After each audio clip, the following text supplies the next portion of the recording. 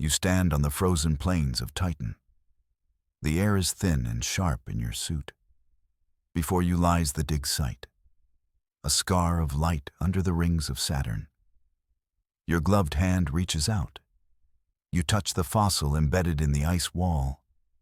It is a piece of a human femur, yet it feels ancient, impossibly ancient.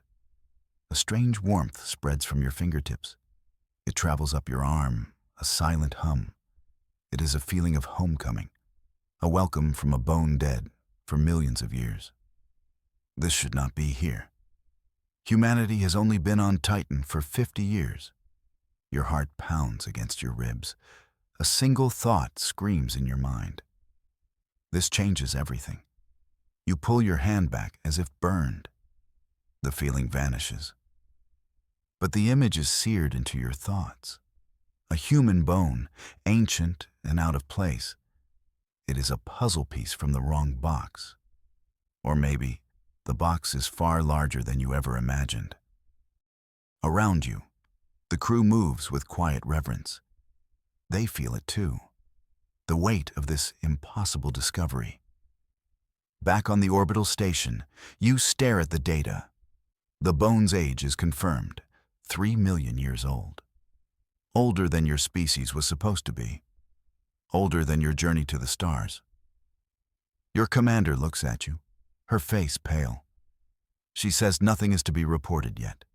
This is too big, too dangerous. For now, it is your secret. A red light flashes on the console. It is a Priority 1 message, the highest level. The signal is not from your solar system. It is from Andromeda, 2.5 million light-years away. You open the channel. A new voice fills the room, an alien scientist. Her species is a member of the Galactic Concord. Her voice is strained, filled with disbelief. She speaks of an excavation on a moon, a world in her home galaxy.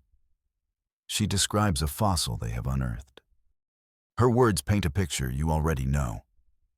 She is describing a human femur, an exact match to the one on Titan.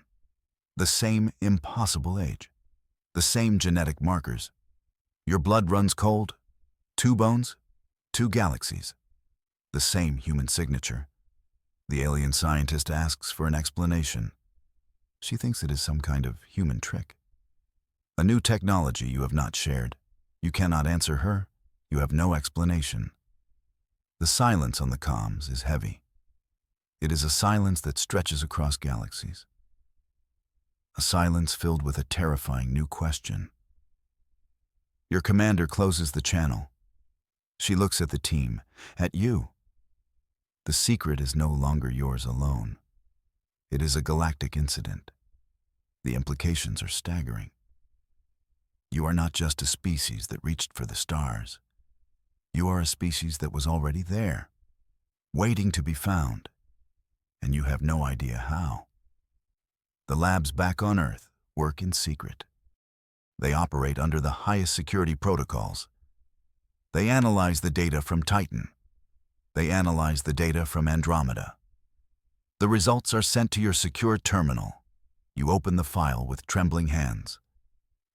The words on the screen are simple. They are also world-shattering. The bones are human. There is no doubt.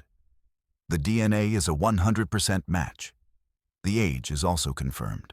3 million years. The scientists offer no theory. They only offer the facts. Humanity, in its modern form, existed millions of years ago. It existed in 2 separate galaxies. The laws of biology, of star science, say this is impossible. You stare at the wall of your quarters. The truth feels like a physical weight. Every history book is wrong. Every religious text is wrong. Your entire understanding of your place in the universe is wrong. You are not the newcomers. You might be the oldest ones of all. A race with galactic amnesia. The news is leaked. You do not know how, but it spreads. First through the inner circles of government, then to the public. Panic gives way to a strange kind of pride. humans, a species that once thought itself small, now faced with a legacy it cannot comprehend. But the rest of the galaxy is not celebrating. The rest of the galaxy is afraid. The Galactic Concord convenes an emergency session. You watch the broadcast on the main view screen. The elder races sit in their high chambers. The Cathar, a species of crystalline thinkers. The Luminions, beings of pure energy. Their faces, or what passes for faces, show deep concern. They do not see a miracle. They see a threat. The High Elder of the Cathar speaks. His voice is like grinding stone. He calls your discovery a deception, a dangerous human lie. He suggests you planted the bones, a ploy for power, for influence. He says humanity is too young, too reckless, too ambitious to be trusted with such a claim. He says you are trying to rewrite history. Another elder speaks, a Luminine ambassador. Her voice is a soft chime, but her words are hard as steel. She accuses humanity of cosmic fraud. She demands you retract the claim. She warns of sanctions, of isolation. The Concord will not tolerate this disruption. The established order must be maintained. They are judging you, and they have already found you guilty. You clench your fists. Their arrogance is breathtaking. They cannot accept the evidence. They refuse to even consider it, because it would change their place in the universe. It would make them younger than you. It would make humanity something more than just another species. It would make you an inheritance they do not want. The transmission ends. Your commander turns to you. Her face is grim. The Concord has issued its judgment, but Earth has not issued its surrender. She tells you there is a new plan, a secret mission. The official response to the Concord will be denial and delay. But unofficially, you will find the truth. You are being given a ship, a small scout vessel, fast and undetectable. You will have a small crew, loyal and discreet. Your destination is the dig site in Andromeda. The Concord has quarantined it. They have forbidden all travel to that system. They think the matter is closed. They are wrong. Your orders are simple. Break the quarantine. Get to the moon where the second bone was found, and find the source of this cosmic impossibility. You are not to engage the Concord. You are to be a ghost, a whisper in the void. You are humanity's only hope of proving the truth. It's not the best plan, but it's the only one you have. You accept the mission without hesitation. This is more than just a job now. It is personal. That feeling on Titan, the hum of the ancient bone. It was not just a strange energy. It was a call, a message across time. And you are the only one who can answer it. Your ship, the Stardust Drifter, cuts through the void. It's not much to look at, a little lumpy in places, but it is fast. Its stealth systems are state-of-the-art. You glide past Concord patrols like a shadow. The journey to Andromeda is long. The silence of deep space presses in. But you are not alone. Your two crewmates are specialists. Jax is your pilot, a hotshot with nerves of steel. He thinks this is all a grand adventure. Dr. Aris is your science officer, a xenoarchaeologist. He sees this as the ultimate scientific quest. They trust you. They believe in the mission. Their faith is a comfort in the crushing emptiness between galaxies. You finally arrive in the target system. A blue giant star burns at its center. The quarantined moon is a speck of gray rock. Concord ships patrol the system's edge. Jax grins. "Time to dance," he says. He guides the drifter through asteroid fields. He uses a gas giant's magnetic field as cover. You slip past the blockade unseen. It's a bit like stealing a car from the Galactic Police, a very, very big car. You land on the moon. The landscape is stark and silent. Gray dust covers everything. The alien dig site is a series of trenches and domes. It is abandoned. The Concorde pulled everyone out. You step out of the ship. Your boots sink into the fine dust. And then you feel it. A low hum, vibrating through the soles of your feet. It is the dust itself. It seems to whisper. A faint, melodic resonance fills the air of your helmet. Aris checks his sensors. There's an energy field here, he says. Low frequency. I've never seen anything like it. It's the same feeling from Titan, but stronger, much stronger. The whole moon is humming. You walk towards the main excavation pit. The whispers grow louder. They are not words. They are emotions. A sense of longing. A feeling of waiting. The dust seems alive. It swirls around your feet, as if it is glad you have come. This is not just a place of death. It is a place of ancient power. In the center of the pit, you see it. A dark shape half buried in the rock. It is not a bone. It is something else. Something manufactured. You move closer. The whispering dust grows into a chorus. A song of anticipation. You have a good feeling about this, or a very, very bad one. With ancient alien things, it's often a coin toss. You and Aris begin to excavate. You work carefully with micro drills and sonic brushes. The rock gives way to reveal a smooth, dark surface. It is an artifact, a small pyramid made of a material you do not recognize. It is perfectly black. It seems to drink the light. Its surface is covered in lines. Faint, glowing lines that pulse with soft white light. Aris runs his scanner over it.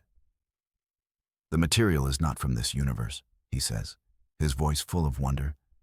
It's stable, but its quantum signature is wrong. The lines on the pyramid are not writing. They are a map, a star chart. But it does not show this galaxy, or yours. It shows the empty space between them. You reach out and touch the artifact. The moment your glove makes contact, the pyramid flares with light. The whispers in the dust become a single, clear tone. A map appears in your mind.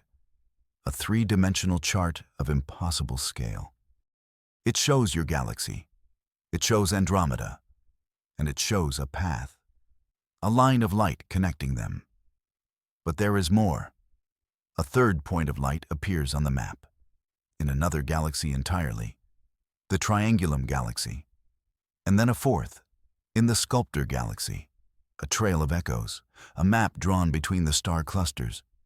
The bones were not the discovery, they were the key. This artifact is the lock, and the map is the path forward.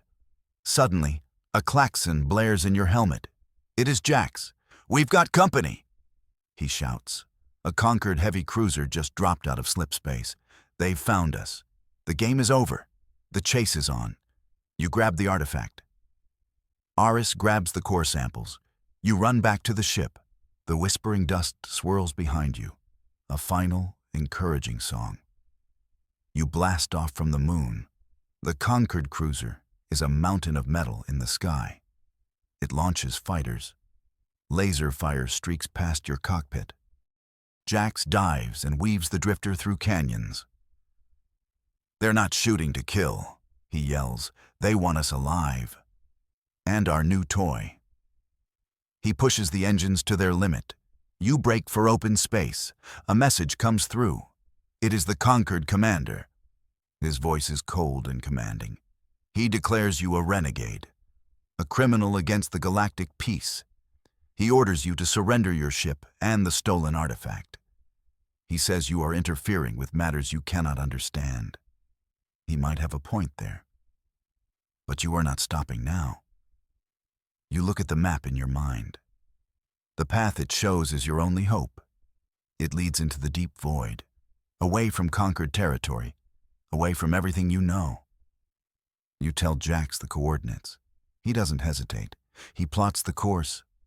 The Stardust Drifter jumps to slip space, leaving the angry cruiser behind.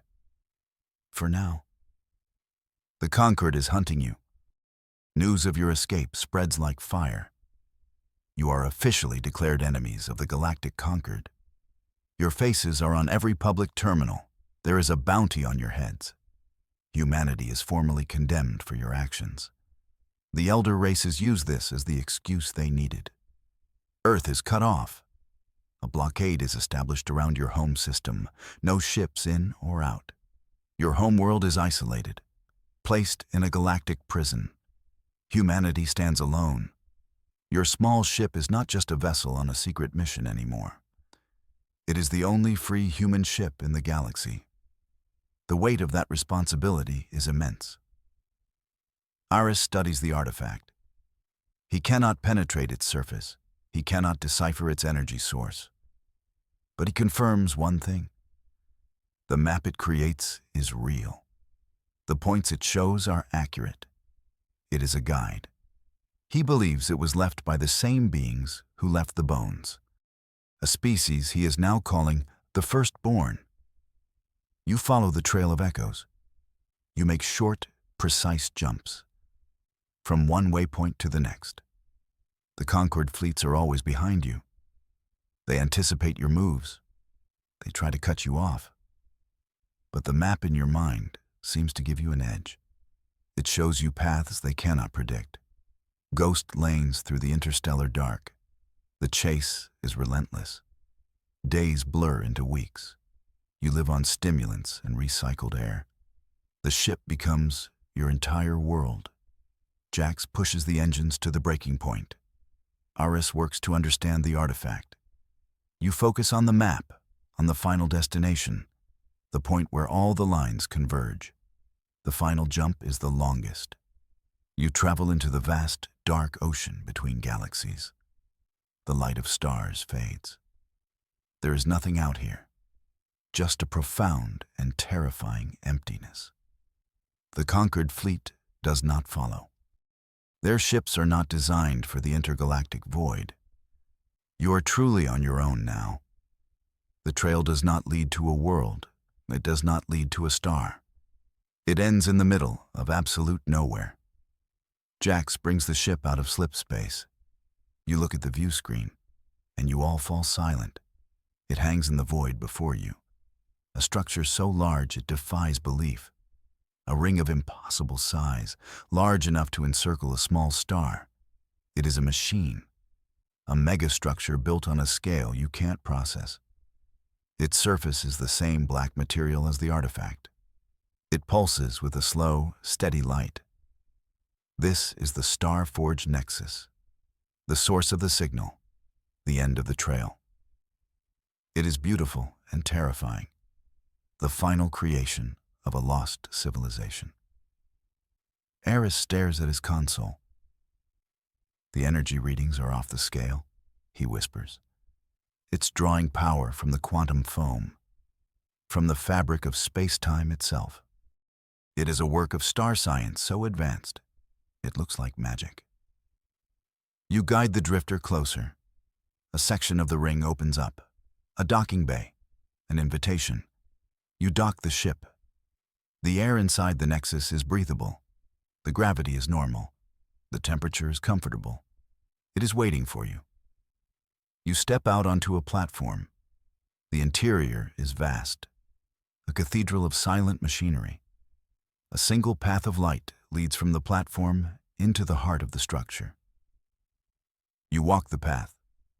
The artifact in your hands hums in harmony with the great machine. You reach a central chamber. In the middle of the room is a pedestal. It is identical to the artifact you hold. You place the pyramid on the pedestal. It clicks into place. The chamber fills with light. Holographic images flicker to life around you. You see a species, tall and graceful. They are not human. But there is a familiarity in their form. They are the Firstborn. A voice fills the chamber. It is not spoken. It is projected directly into your minds. It is the voice of a being long dead. A final recorded message. The message tells a story. The firstborn were the first intelligent life in this local group of galaxies. They explored the cosmos alone. They saw its wonders and its dangers. They learned the great secret of the universe. Life is a cycle of creation and destruction. A great darkness was coming, an entropy that consumes galaxies.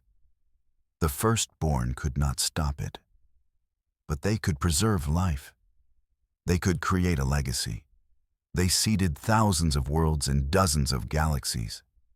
They laid down the genetic blueprint for life, a blueprint that would eventually lead to beings like them, a blueprint that would lead to humanity. The bones were not remains. They were seeds. The bones were a test, a genetic key. They were placed in different galaxies. The test was simple. Could any species evolve, achieve space flight, and find the matching seed in another galaxy? Billions of species had evolved. Thousands had reached the stars. But only one had ever found the second set of bones. Only one had turned the key. Humanity. Your species was the first. By finding the bone on Titan and being contacted about the one in Andromeda, you fulfilled the ancient prophecy. You unlocked the legacy. The star-forged nexus awoke from its long slumber. The burden of the firstborn now passed to you. You were the inheritors. The message explains your new purpose. The nexus is not just a machine, it is an ark. It contains the genetic codes of millions of species. It is also a weapon, a tool to create, and a tool to defend. The coming darkness, the consuming entropy, is real, and it is on its way. The firstborn created you to be the guardians, the protectors of life. The holographic message fades. The light in the chamber softens. The truth settles upon you. It is a weight heavier than any star. You are not just explorers anymore. You are not just a species that survived. You are the chosen successors of the first life. A great and terrible honor. You return to the Stardust Drifter. You have the full records from the Nexus, the history of the firstborn, the proof of their legacy, the truth about the bones. Jax looks at you. So, we're the chosen ones, he asks, a nervous smile on his face. I was hoping for a pay raise. This is a lot more responsibility. You set a course back to your home galaxy, back to the Concord. You send a single encrypted message ahead. You request a meeting with the High Council. You tell them you have proof. You tell them everything they know is about to change. You know they will not believe you. Not at first. You arrive in the Concord's primary system. Their entire fleet is waiting for you. 100 warships surrounding your small scout vessel. They demand your surrender. You do not surrender. You transmit the data from the Nexus. You broadcast the message of the firstborn on all channels. For a long time, there is only silence. The elder races watch the transmission. They see the history of the firstborn. They see the truth of the bones. They see the map of life spread across the galaxies. Their arrogance is stripped away, replaced by a humbling, shocking realization. They are not the elders. They are the children, and humanity is the firstborn of their generation. The High Elder of the Cathar speaks. His voice, once like grinding stone, is now quiet, subdued. We did not know, he says. The blockade of Earth is lifted. The bounty on your heads is removed. The Concord sends ambassadors to your homeworld, not as judges, but as students. They must now accept humanity's new role. You stand on the bridge of a new human flagship, the Guardian of the Dawn. You look out at the starfield. It looks different now. It is not just a collection of distant lights. It is your garden, your responsibility. The Concord has allied with humanity. The old rivalries are forgotten, replaced by a new, shared purpose. Humanity prepares. The technology of the firstborn from the Nexus is studied. New ships are built, new alliances are forged. You are no longer the renegades. You are the leaders of a galactic coalition, the inheritors of an ancient duty. The coming darkness is still out there, a force that consumes galaxies. You do not know when it will arrive, but you will be ready. You look at the stars with new eyes, the eyes of a guardian. Humanity's journey did not begin with its first steps on its own world. It began millions of years ago, with bones left in 2 galaxies. A test you never knew you were taking. A test you had already passed. You found the first bone field by accident. A survey drone was charting gravitational anomalies. It was in a system you had mapped 100 times. A boring little star with a few rocky worlds. The drone flagged a chemical signature on the 3rd planet. It was an unusual concentration of calcium phosphate. Not just a mineral deposit. It was organized. It was bone. Your science teams arrived within a cycle. They landed on a world of rust-colored dust. A thin atmosphere whispered over silent plains. And there they were, skeletons. Thousands of them lay scattered across a dry seabed. They were not fossilized in stone. They were resting in the dust, preserved by the cold, sterile environment. The biology was an impossible puzzle. The skeletons had 2 arms. They had 2 legs and a central spine. They possessed a protective cage of bone for vital organs, and a hardened skull for a large brain. A familiar design, but it was utterly alien. Nothing in your galaxy evolved along these lines. Your people were silicon-based, with 6 limbs. These creatures were carbon. They were a biological contradiction. Your anatomists were baffled. Your historians were silent. You had cataloged every spacefaring race. You knew every evolutionary tree in this galactic arm. These bones belonged to none of them. They were a people who should not exist. A ghost species in a place they could never have been born. The discovery was classified at the highest level. A secret shared only by your world's leadership. The questions were too large. The implications too vast. Who were they? Where did they come from? And how did they come to rest here, so far from any possible home? The silence of that dusty world offered no answers. It only offered more bones, more impossible silent questions written in calcium. Then came the message from the void. It arrived from a deep space probe, one of your oldest and farthest travelers. The probe, designated Sentinel-7, was in another galaxy. It had spent millennia crossing the empty dark, a journey to the great spiral galaxy you called the neighbor star. Its mission was simple: arrive, observe, and report back. It was a shot in the dark, a message in a bottle thrown across the universe. For years, it sent back star charts. It sent data on nebulae and stellar nurseries.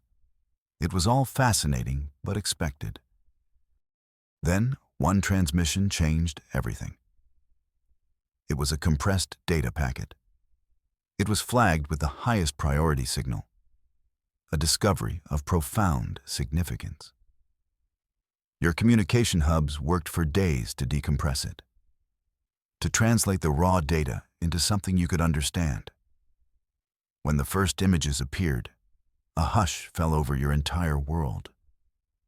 Sentinel-7 had found a planet. It was orbiting a yellow star, much like the one in your own galaxy. And on that planet, it found a bone field. The images were unmistakable. The same rust-colored dust, the same thin, whispering atmosphere, and the same skeletons. The very same impossible biology. Your civilization halted, not with a command or decree. It just stopped. All commerce paused. All exploration fleets held their positions. All political debates ceased. The news spread like a wave of pure shock. A single, unifying thought captured every mind on every one of your worlds. How? How could this be? The two galaxies were separated by 2.5 million light-years of nothing. This was not just an anomaly. This was a violation of reality as you knew it. A species could not exist in two separate galaxies, not without leaving some trace of their journey, not without a bridge. There was no bridge. There was only the cold, unforgiving vacuum between the stars. And in both places, the same silent, accusing bones. They were a riddle written across the cosmos. The greatest minds of your civilization gathered. They convened in the great orrery of your capital world. The chamber was a sphere of shimmering light. It showed the star charts of 100 galaxies. At its center hung two projections, the bone field in your home galaxy and its impossible twin in the neighbor star. The Council of Worlds was in session. Your best star science experts were there. Your most insightful philosophers were present. Your oldest historians were in attendance. They argued for weeks. Their voices echoed in the great chamber. They proposed and discarded theories, each one more desperate than the last. The mood shifted from confusion to a deep, unsettling awe. Something had happened here that was beyond your comprehension. This was more than a mystery. It felt like a warning, a piece of a story so immense. It broke the rules of the universe itself. The council sessions were broadcast to all your people. Everyone watched. Everyone listened. Everyone felt the weight of this impossible echo. For the first time in your long history, your entire civilization was united.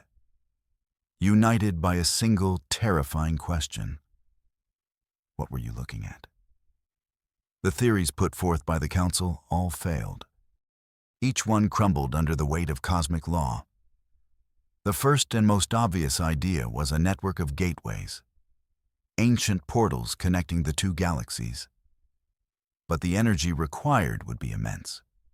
It would have left scars on space-time itself. Your sensors were the most sensitive ever built. They searched for these scars. They found nothing, not a ripple, not a whisper. The next theory was a generational ship, a colossal ark that had made the journey. But the numbers did not work. The journey would take millions of years, even at near light speed. The skeletons were old, but not that old. Geologic dating placed them at roughly 50,000 years, a blink of an eye in starborn terms. Far too short for such a voyage. Then the more radical ideas emerged. Perhaps this species had mastered a new form of travel, something beyond your understanding of physics. A drive that could fold space on an intergalactic scale. Your physicists worked tirelessly. They ran trillions of simulations. They pushed their models to the breaking point. The conclusion was always the same. It was impossible. The energy cost would unravel the fabric of reality. It would be like trying to build a bridge by throwing stars at it. Not a very subtle approach. Every law of star science said this could not happen. Yet, the evidence was undeniable. The bones were there, in two places at once. Separated by a chasm of void, no life could cross. The council fell silent. Your best and brightest had no answers. The universe you thought you knew so well suddenly felt alien again. It was hiding a secret you were not equipped to understand. Your focus shifted back to the sights themselves. If the stars held no answers, perhaps the dust did. Your archaeologists began a meticulous search. They sifted through the rust-colored soil, grain by grain. They were not just looking for bones anymore. They were looking for anything else. Any artifact, any fragment of technology left behind, any clue to this impossible people. For a long time, they found nothing. Just more bones and more dust. It seemed this species had died with nothing but their skeletons to mark their passing. Then, a breakthrough. A young technician was calibrating a deep resonance scanner. She was trying to map the bedrock beneath the bone field. The scanner detected something, faint, repeating patterns deep in the dust. They were not natural. They were artificial. They were microscopic fragments of crystalline data storage, shattered into countless pieces, but not erased. You gathered every fragment you could find. It was a painstaking process, like assembling a universe from broken shards of glass. You brought your most powerful computers to bear. They worked to piece together the fragmented code, to find patterns in the noise. Slowly, connections formed. Snippets of language emerged. Mathematical formulas appeared. Then, a word began to repeat. It appeared in text fragments. It was whispered in corrupted audio files. It was a name for themselves, a designation that echoed from the dust. The word was human. You had a name. And with that name, the ghosts began to speak. The data fragments, once pieced together, started to paint a picture. It was a portrait of a species called human. They were magnificent, and they were deeply, tragically flawed. This was the great paradox you discovered, a truth that both fascinated and disturbed your logical minds. You learned they built incredible things. The recovered data showed cities that stretched into the clouds. Their towers were like needles sewing the sky. You saw schematics for ships that sailed on beams of light. They harvested energy from the hearts of stars. You saw their art, images, and sounds. They captured joy and sorrow with breathtaking clarity. They loved beauty. They created it in forms you had never imagined. It was inspiring. Then you found the other records, the darker whispers from their digital ghosts. You saw records of brutal wars, conflicts that consumed entire continents. They fought over beliefs, over resources, over pride. You saw evidence of catastrophic environmental damage. They had poisoned their own cradle world. They had choked their skies and soured their oceans. They seemed to possess a remarkable talent for self-destruction. They were brilliant enough to reach the stars, yet they were foolish enough to foul their own nest. It was a contradiction your people struggled to grasp. How could a species be both so creative and so destructive? How could they compose symphonies and then build weapons to silence all music? The humans were not a simple people. They were a raging fire of genius and madness, and you were only just beginning to feel their heat. Amidst the millions of shattered data files, you found one that was more intact than the others. It was a log, a personal record from a starship. The vessel's name was translated from the human script. It was called the Wanderer. Its log was damaged. Sections were missing. Audio was distorted. But what remained told a chilling story. The captain's voice was calm, but strained. He spoke of a final voyage. He did not speak of exploration or discovery. His words were heavy with finality. He spoke of running. The ship was not on a mission of science. It was on a desperate flight, a race against something that followed them through the dark, something they could not outrun. In a segment that was almost clear, the captain gave it a name. He did not describe it. He did not say what it was or where it came from. He only gave it a title, a name that sent a chill through your own translation systems. He called it the Silence. The word was spoken with a mix of dread and resignation, as if naming it was a taboo, as if the word itself had power. The log of the Wanderer was a turning point.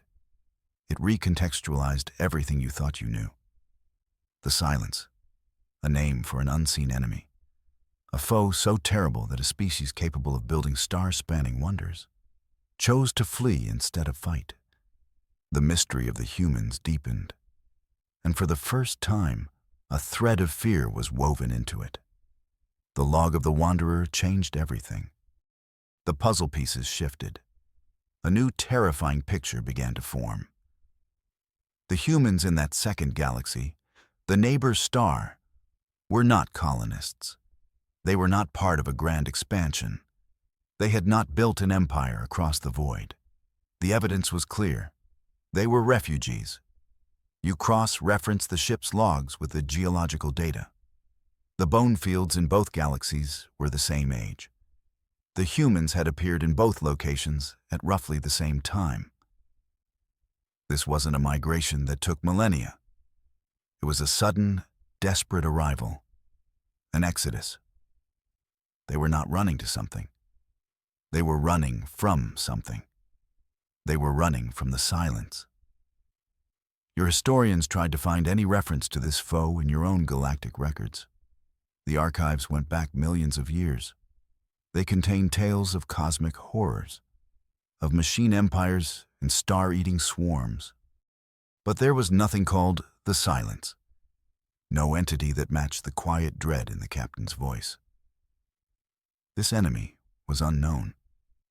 It had hunted the humans, and it had won. The scattered bones were not a monument to their achievement. They were a testament to their failure to escape. The story was no longer one of impossible travel. It was one of a desperate flight that ended in tragedy, a tragedy that had somehow played out in two galaxies at once. The central mystery remained, but now it was soaked in the sorrow of a lost people. While historians debated, your anatomists made their own discovery. It was a finding so profound, it made the Council of Worlds fall silent again. For months, they had been comparing the bone scans, the high-resolution images from your home galaxy's site, and the data transmitted by Sentinel-7 from the neighbor star. They were looking for subtle differences, regional variations that might tell you more about the two populations. They used your most advanced analytical tools, quantum correlators that could compare two objects at a subatomic level. It was a routine check, a final confirmation of the data.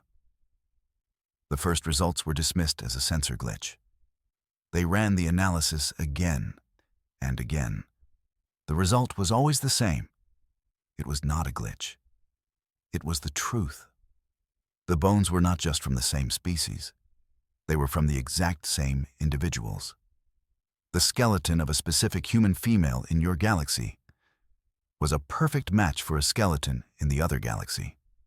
Not similar, not related, identical, atom for atom. Every fracture, every mineral deposit, every single particle was a perfect mirror. It was the same person's remains in two places at once. This was not biology. This was a violation of physics. This was impossible. The revelation of the twin skeletons shattered every remaining theory. This was not a story of travel or refugees anymore. This was something else entirely. Something that operated on a level of reality you had never even considered. The Council ordered a new search of the human data fragments. They were no longer looking for history. They were looking for an explanation for the impossible. Your best codebreakers worked around the clock. They revisited every corrupted file. They were searching for a keyword, a concept, anything related to duplication or quantum mechanics on a macro scale. They found it buried deep within a shielded data vault, a single, perfectly preserved file. It had been protected by layers of encryption that had taken them months to peel away. It was not a log or a schematic. It was a broadcast. The file opened.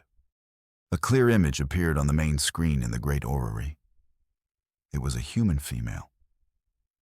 Her face was lined with exhaustion, but her eyes were bright with intelligence and sorrow. Behind her, a star chart showed the two galaxies. She began to speak. Her voice was calm and clear. It was a final message, a last will and testament for her entire species, a broadcast to whoever might find their bones. She explained everything. She started with the enemy, the silence.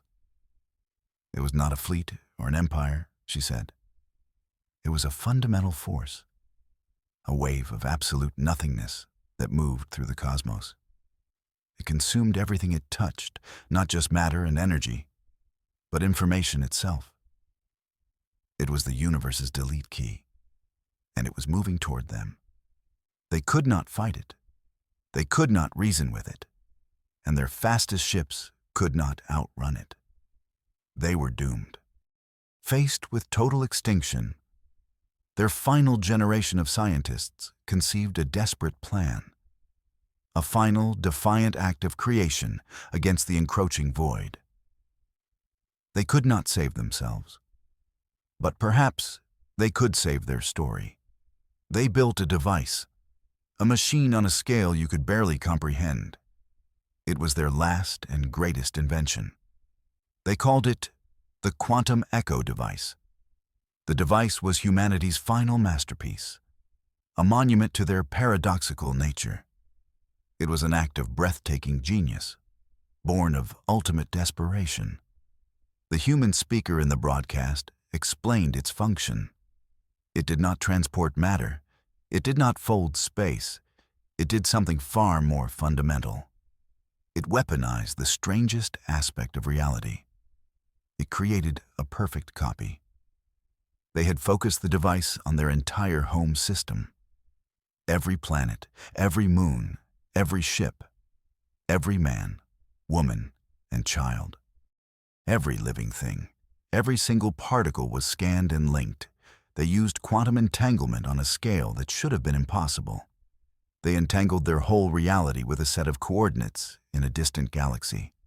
The neighbor's star. It was the ultimate gamble. A coin flip across the void of space. They created a perfect duplicate of their home, an echo of their existence. The speaker's voice nearly broke as she described it. They did not know if it would work. They prayed that one version of themselves would survive. One reality would escape the notice of the silence. It was their final, desperate prayer to a silent universe. The broadcast continued. The woman's face was a mask of profound sorrow. The gamble had failed. The quantum echo device had worked perfectly. For an instant, two identical human civilizations existed. Two home systems, mirrored across millions of light years. But the energy release from the echo's creation was colossal. It was a flash of light in the cosmic darkness, a beacon. The silence was not just a mindless wave. It was drawn to such events. It was a predator of reality itself. And the humans had just rung the dinner bell twice. The speakers showed the final sensor readings. The silence did not choose a target. It was faster and more pervasive than they knew. It was a universal constant that simply asserted itself. It arrived at both locations at the same time. The final moments of the broadcast showed two star charts side by side. On both charts, a formless shadow swept in from the edge. It moved without speed. It simply expanded. Stars vanished. Planets disappeared. The light of their civilization was extinguished. The original and the echo. Both consumed. Both erased. The silence arrived twice. And twice, it left nothing but bones in the dust. The woman in the broadcast offered a sad smile. It was the smile of someone who had accepted their fate. She wanted you, the finders, to understand their final choice. It was never about building an empire in two galaxies. It was never about conquest or domination. They knew they were flawed. They knew they were broken. But they believed they were also beautiful. It was not an empire they tried to build. It was a seed of their culture, their knowledge, their art, and their story. They had encoded this final broadcast into the very quantum state of the echo. They hoped it would survive the silence's passage. A final message in a bottle. They wanted the universe to know that they had been here, that they had lived, and that they had faced the end with defiance. Not with a sword, but with an act of creation. The gamble was not for survival. It was for remembrance. They chose to echo their existence, bones and all, so that their story might be found, so that life itself would have one more chance, one more data point in its endless struggle against the dark. They were not just bones. They were a warning, and they were a gift, a lesson paid for with the price of their entire species. The broadcast ended. The image of the human woman faded from the screen in the great orrery, but her final words lingered in the vast, silent chamber. She had looked directly into the recording device, as if she was looking across time and space, as if she was looking directly at you. Her last sentence was not a plea. It was not a prayer. It was a transfer of responsibility. The silence is still out there, she had said. It may be dormant. It may be hunting for the next flicker of complex life. We could not stop it. We could only warn you. Her final words changed your civilization forever. You were no longer just explorers. You were no longer just peaceful catalogers of the stars. You had inherited a terrible knowledge. The bones in 2 galaxies were not a riddle. They were a message. The humans had passed a torch into the darkness. And you, with your starships and your science and your peaceful worlds, had just picked it up. Your role in the universe had been given a new, stark purpose.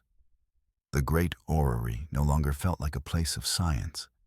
It felt like a watchtower. Your watch begins now.